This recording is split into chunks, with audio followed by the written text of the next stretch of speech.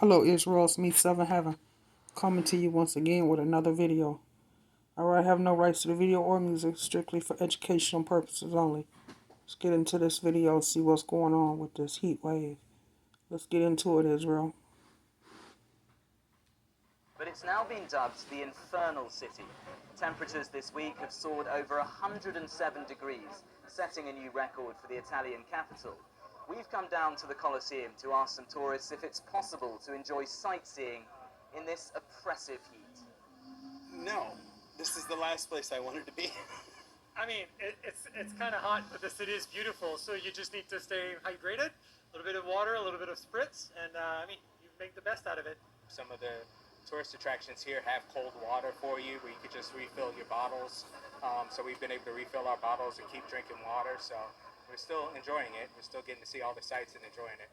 The authorities are urging local residents and tourists to stay indoors during the hottest part of the day, but not everybody is listening.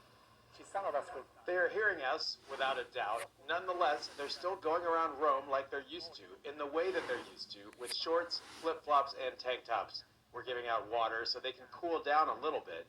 Are they following the advice? Not really. However, let's say that in principle, they are informed about how they should behave in this kind of weather. Hot summers are nothing new here in the Italian capital. Since the 1870s, locals have been using these traditional water fountains, known as Nasoni, to cool down if they're out and about on a hot day. What is new, however, is the intensity of this heat wave, and it's set to drag on into next week. I'm Simona Foltin in Baghdad, where the Iraqi capital is broiling in 116-degree heat. And for the city's poor, there are few ways to escape. These young men traveled from nearby slums to cool off in the Tigris River. There's no electricity. The heat is killing us, 18-year-old Yasser tells me. But soon there may be nowhere at all to seek respite. Iraq's rivers, on whose banks Mesopotamia's civilizations emerged 8,000 years ago, are slowly disappearing. Fisherman Hashim Al-Musawi has been alive for 76 years. He tells me he has never seen water levels this low. And he's right. According to the Minister of Water Resources, this year is the worst drought since the first recording of hydrological data in 1930. Before, the water used to go all the way up to the houses. Even the army would come and bring sandbags to keep it from flooding the houses. There was so much water. Now, things have changed. Changes caused by an existential struggle over water with Turkey and Iran. Both have dammed the Tigris and Euphrates and their tributaries further upstream. Lack of rainfall and poor water management have made matters worse. The impact has been devastating. We don't have agriculture anymore, and the fish are dying because there's not enough oxygen in the water. While the water recedes, demand for it rises as Iraq's rapidly growing population tries to survive in this increasingly inhospitable environment. I wash the street because there's so much dust when the cars pass by. When I sprinkle the street with water, the air becomes better. Most Iraqis only get a few hours of government electricity per day to run air conditioners and can't afford to pay for private generators. In addition to the sweltering heat, Iraqis are struggling to cope with widespread electricity outages as well as a severe water crisis. But even as the situation becomes increasingly untenable, the government is doing very little about it. There's no climate adaptation strategy, and less than 0.5% of this year's budget has been allocated towards much-needed investments in water infrastructure. Iraq is an oil-rich nation whose potential has been crippled by conflict and rampant corruption. Many Iraqis no longer see a future in what was once the cradle of civilization. Leaving may eventually be the only way to survive. I'm Neha Punya in New Delhi. Till just last week, all that you see behind me was a thriving urban slum home to about 5,000 people. Now you can barely see the homes and the farms that stood here.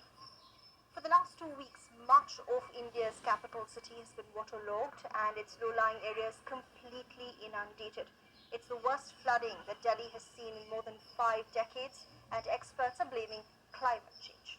This month, Delhi received 110% more rainfall than it usually does, shattering a 45-year record.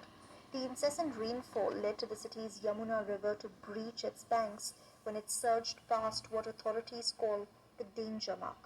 The Indian Army and the National Disaster Response Force used boats to pull people to safety. Authorities say many didn't want to leave their homes, staying perched on their roofs for days. 25,000 people were evacuated, and most of them are now living in hastily assembled makeshift shelters along roads like this one. This is usually one of Delhi's busiest junctions, but it's now been shut down for regular traffic.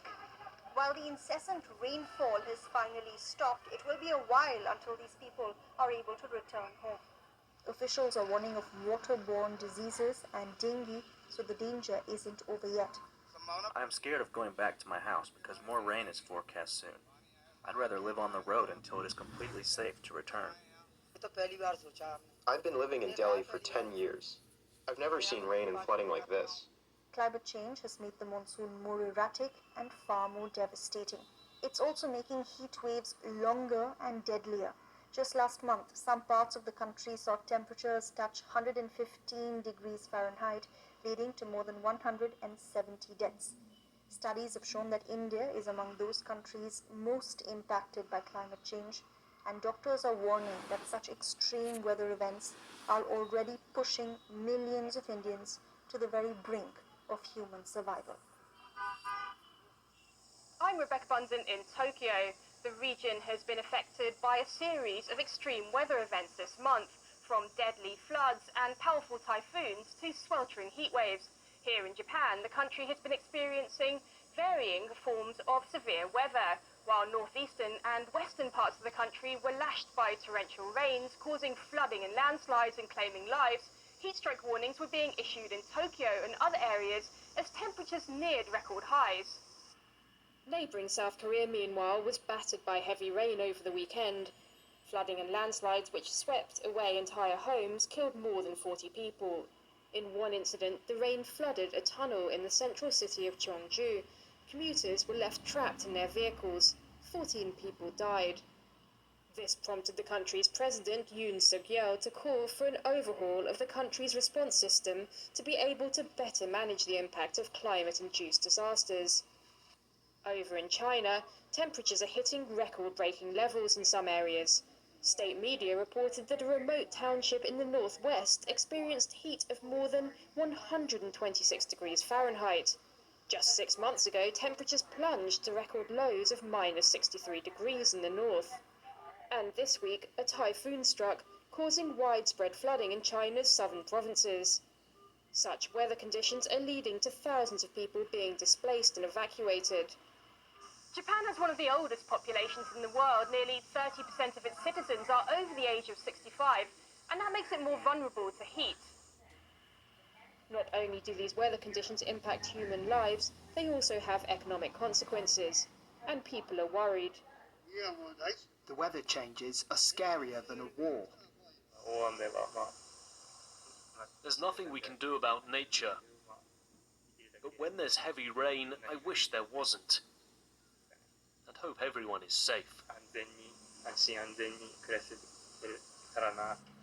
With extreme weather events becoming more frequent in the region, concerns are mounting over how countries will cope with such conditions over the coming weeks and years. For the PBS NewsHour, with Giles Gibson in Rome, Simona Faultine in Baghdad, and Neha Punia in New Delhi, I'm Rebecca Bunsen in Tokyo.